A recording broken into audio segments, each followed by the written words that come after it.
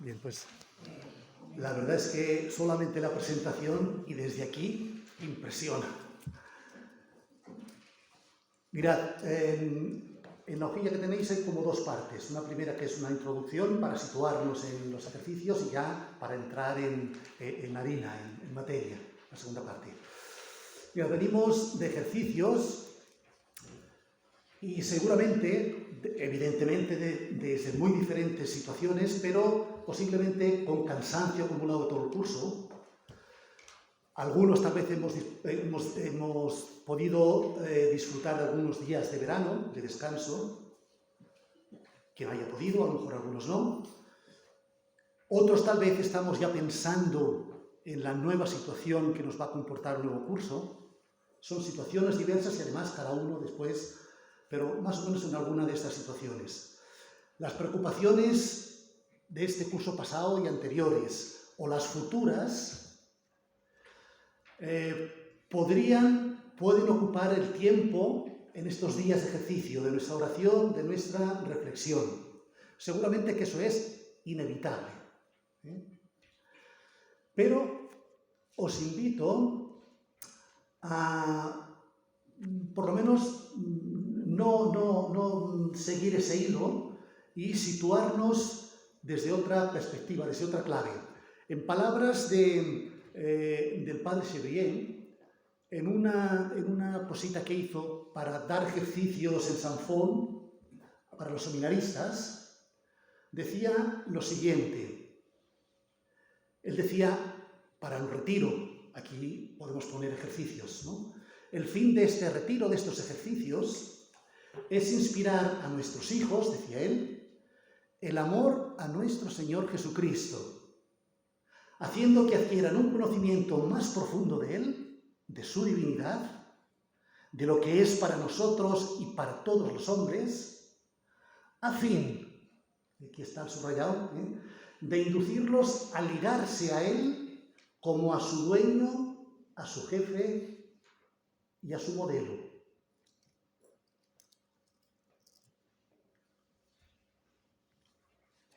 Dicho de otra manera, desde San Ignacio de Loyola, el maestro de los ejercicios, él dice que los ejercicios espirituales son un modo de examinar la conciencia, de meditar, de contemplar, de orar vocal y mentalmente y de otras espirituales operaciones. Todo esto con el objetivo, con la finalidad de preparar y disponer el ánima, dice él, para quitar de sí todas las afecciones desordenadas y después de quitarlas, para buscar y hallar la voluntad divina, la voluntad de Dios, en la disposición de su vida para la salud del ánima.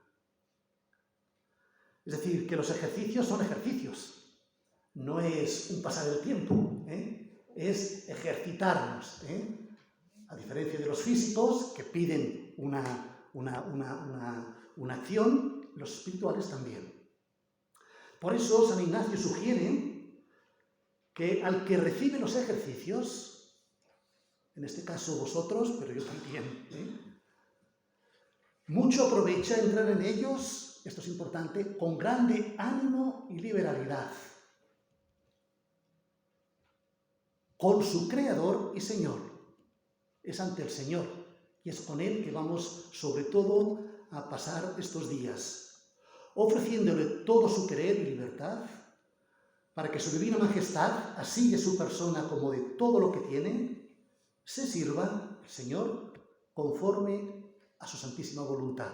Es decir, dicho con otras palabras más cercanas, dejar que el Señor vaya trabajando en nosotros para acoger y estar y disponernos para realizar su voluntad aquí y ahora, en el aquí y ahora de cada cual, de cada uno de nosotros. Insiste él, y yo sugiero, en respetar el tiempo de oración y de contemplación. Pues, dice él, una expresión muy bonita, el enemigo no poco suele procurar de hacer acortar la hora de tal meditación, contemplación u oración. El enemigo tiende a decir, bueno, ya es suficiente, ¿estás cansado? Pues venga, va, descansa, ve a otro lado, mira las noticias, ve, pasea, haz lo que quieras, ¿no? Por eso, dice él, una expresión muy útil, antes más que menos. En vez de recortar, pues permanecer un poquito más. Él, desde su experiencia, nos indica, porque sabía, porque tenía experiencia de eso, que es más fácil perseverar en la oración cuando uno se siente consolado, cuando uno se encuentra a gusto, es fácil que la oración, alargarnos en la oración. Mucho más que cuando uno siente desolación, que cuando la oración es dura, no sale, cuesta, pues venga, pues hago otra cosa, ¿no? Por eso recomienda él permanecer resistiendo para vencer el enemigo, mantenernos ahí fieles, ¿no? En silencio, sin más.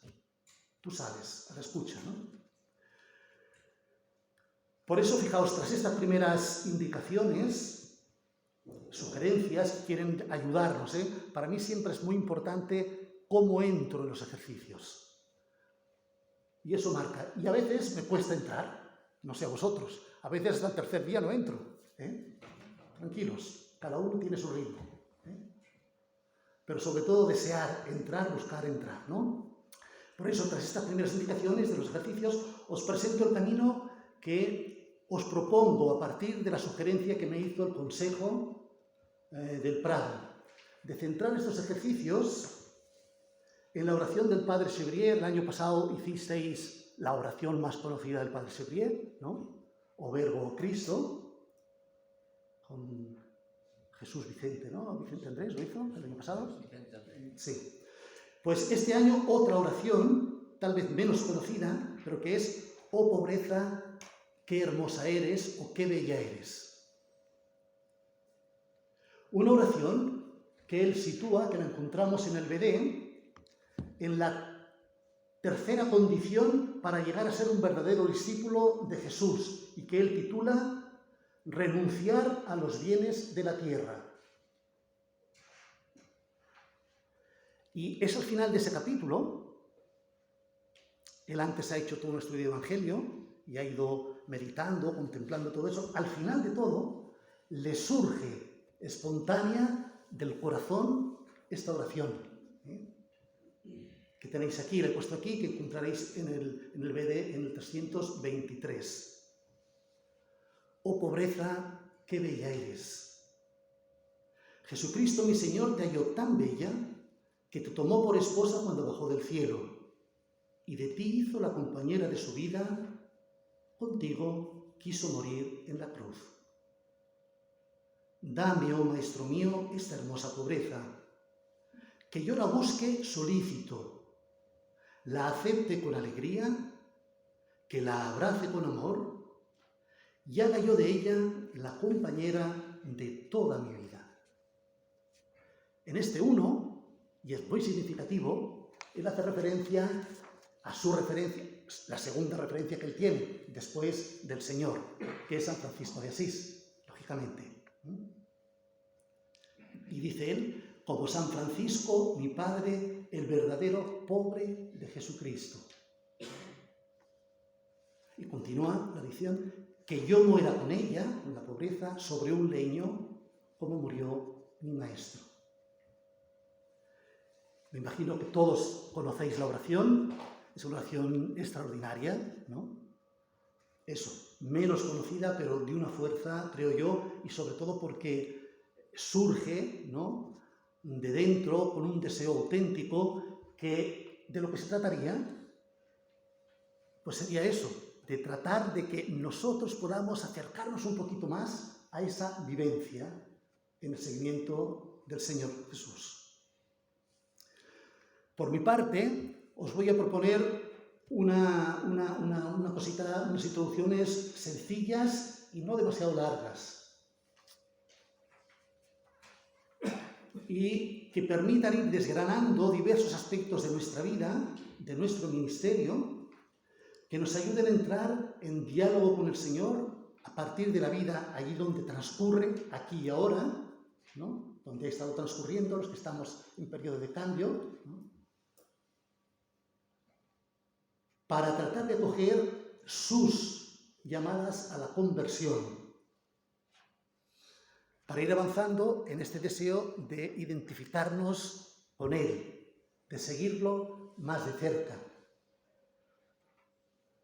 No hay otro objetivo. En este sentido, procuraré hacer caso a San Ignacio, también, que dice que quien acompaña, en este caso yo, los ejercicios, lo ha de hacer discurriendo solamente por los puntos, con breve y sumaria declaración, no aportando ahí citas y textos y frases y palabras, sumariamente, para que sea el mismo ejercitante, cada uno de vosotros, yo incluido también en este caso, con su reflexión, su oración y la iluminación divina, quien descubra y experimente. Porque, es tan famoso de San Ignacio, porque no el mucho saber harta y satisface el ánima, mas el sentir y gustar de las cosas internamente.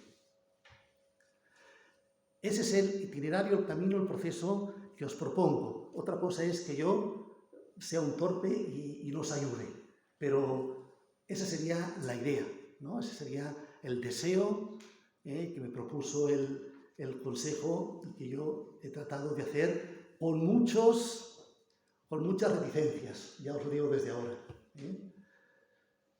de atreverme a decir algo sobre la pobreza ante vosotros, con una larga experiencia de vida, de experiencia y de reflexión, es un acto, bueno, que a mí un poco se me cae la cara de vergüenza, os lo digo desde ahora. Me costó aceptarlo, pero bueno, me insistieron y digo, bueno, pues vale, acepto, pero asumir el riesgo. En todo caso, sabiendo que el espíritu ha de ocupar un lugar fundamental en el trabajo que vamos a ir haciendo estos días, os invito ya a situarnos con un pequeño fragmento de la secuencia de Pentecostés. Esa oración que es preciosa, en algún momento es posible que, ya veremos si me aclaro, la escucharemos cantada, en el que al principio, sobre todo, dice, la podemos ir cada uno desde el silencio, pero también ir rezándola juntos, como hacemos también, ¿no? Ven, Espíritu Divino, manda tu luz desde el cielo, Padre amoroso del pobre, don en tus dones espléndido, luz que penetras las almas, fuente del mayor consuelo. Ven, dulce huésped del alma, descanso de nuestro esfuerzo, tregua en el duro trabajo, brisa en las horas de fuego, gozo que enjuga las lágrimas y reconforta en los duelos. Entra hasta el fondo del alma, divina luz, y enriquécenos. Bueno, esta oración os invito a que pueda acompañarnos también durante todo el día. Y ahora pasamos, y vamos un poquito más de justo porque era necesario dejar un poquitín para la presentación y esperar para estar todos. ¿Cómo hay que empezar? Por el principio, y el principio es nuestro Señor Jesucristo. El Padre Servier no se cansa de hacer otra cosa, de remitirnos una y otra vez a Jesucristo. Por eso hoy, tanto ahora por la mañana como por la tarde, os propongo contemplar a Jesucristo, ahora esta mañana, Jesucristo pobre.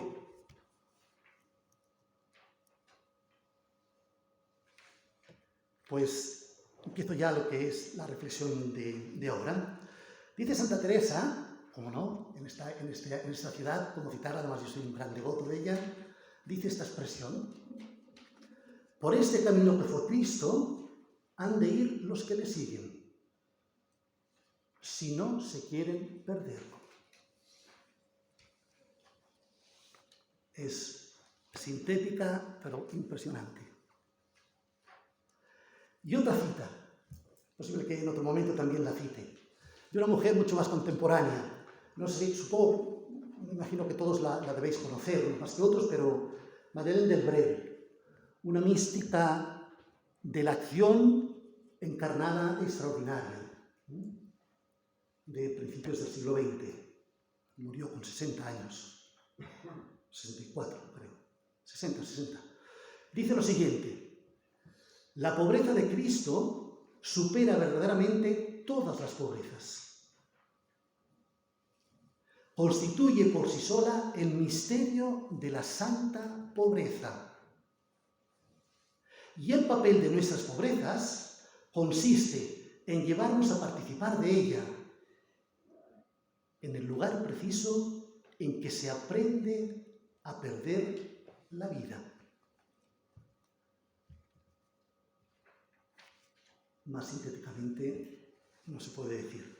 Pues bien, fijaos, con el padre Chevrier, y como tantos otros y otras que han querido vivir como amigos y amigas de Dios a lo largo de toda la historia, desde el principio hasta hoy, lo primero que hacemos es poner nuestra mirada en Jesús para contemplar su vida.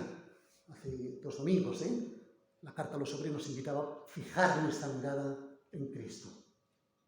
Eso es lo que vamos a hacer. Porque Él es la fuente de donde nace el sentido de la pobreza evangélica. Y este será, como dice el padre Chevrier, nuestro trabajo hoy. Nuestro trabajo a lo largo del día de hoy. Todos los otros días, pero de manera específica hoy, centrar nuestra mirada en Él.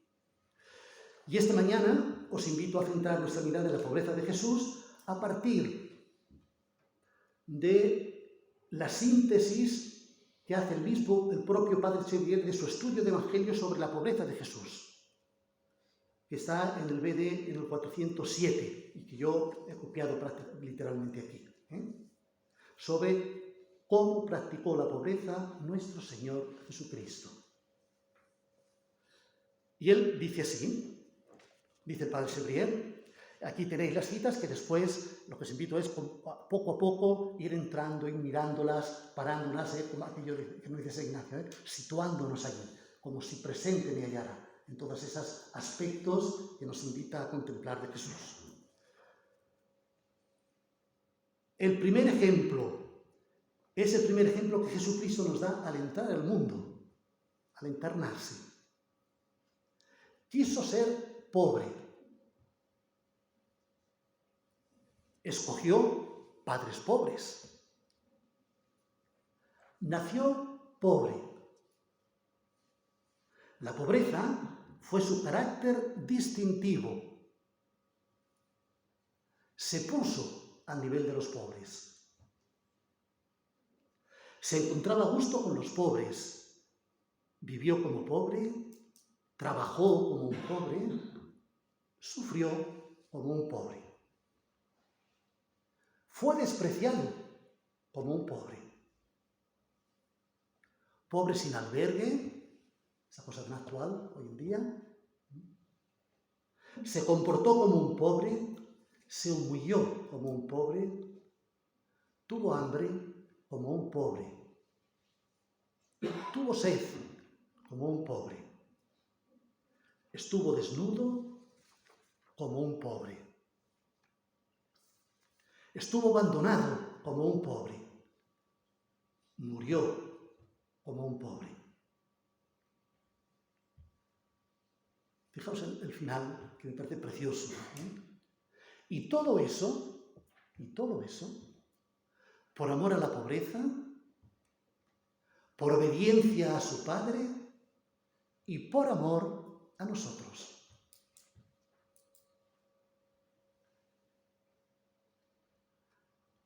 El estudio del Evangelio que él pone en este número acaba ahí, en el 407. Habría que añadir también, Jesús se identifica con los pobres. A partir de estos 2 textos, de Mateo 25 y de las bienaventuranzas. Como sabemos, las bienaventuranzas son el mejor retrato, la mejor descripción del propio Jesús. San Pablo, por su parte, contempla y nos muestra el proceso de empobrecimiento de Jesús como la referencia fundamental para nosotros, en el himno. Y sintetiza en pocas palabras el sentido de la pobreza de Jesús. Siendo rico, se hizo pobre para enriquecernos con su pobreza. Parece un trabalenguas, pero ya sabemos la carga de profundidad que comportan estas palabras. Para mi punto de entender la cosa, seguramente que estas son las claves, o esta es la clave, esta de San Pablo, sino la clave de toda la pobreza evangélica. La pobreza ha de enriquecer a los demás. Si no, la pobreza es un acto de ascética que no sirve absolutamente para nada, además de martirizarnos y de pelear con este. Ha de ser la riqueza evangélica, es la riqueza que empobrece, pero enriquece a los demás.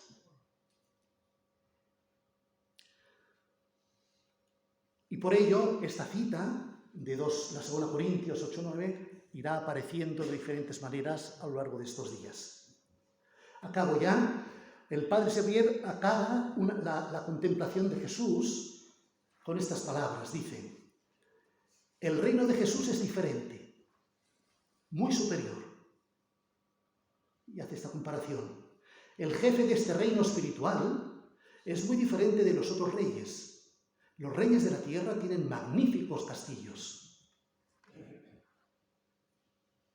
Reyes con título o con otro título porque actúan como reyes, ya sabemos.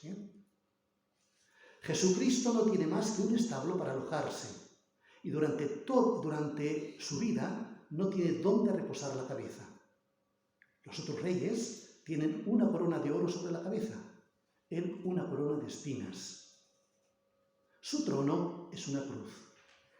Los otros tienen mantos de oro y púrpura, él no tiene más que harapos para cubrirse. Los otros tienen cetro de oro, él nada más que una caña como señal de su imperio. Y sin embargo, a pesar de su atuendo tan pobre, tan despreciable, Pilato lo presenta ante el pueblo diciendo: ved aquí a vuestro rey. Sí, Jesús hizo de la pobreza la compañera de su vida desde su nacimiento hasta la cruz.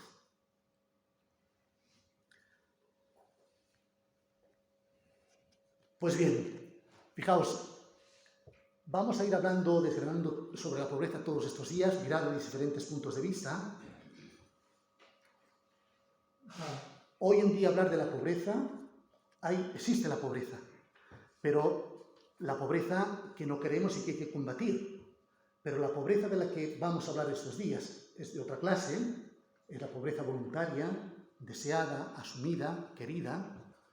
Y de esa pobreza evidentemente que poca gente la quiere, incluida nuestra Iglesia, nuestro compañero, nosotros mismos. Ponemos muchos obstáculos para ella. Es una cuestión que me parece que es muy importante, muy significativa, como en su día hablaremos, de el papel que tiene ser, como seguidores de Jesús, pobres en nuestra vida, con esta pobreza que enriquece, ser colectivamente, comunitariamente, eclesialmente pobre. Serlo y además aparentarlo. Bueno, ya entraremos en su momento. Por lo tanto, ya sin más, hoy os propongo ahora para esta mañana, de aquí a la comida, contemplar la pobreza de Jesús, siguiendo las citas del Padre Xavier, que tenéis ahí en la hojita, o bien, otra alternativa, otra posibilidad sería empezar un estudio de Evangelio personal en alguno de los sinópticos, cada uno que escoja el que quiera. Despacito, sin prisa pero sin calma, ir leyendo, ir apuntando, ir entrando, ¿no? Para descubrir nosotros, nuestra propia experiencia con la del Padre Xavier, la pobreza de Jesús, ¿no? Siguiendo el estilo Evangelio. Y hacerlo, eso sí, con la admiración agradecida del Padre Sébrier y concretamente con la primera parte de la oración que tenéis. De esta oración, solo el primer verso. Pues ya está. Ánimo y que vaya bien.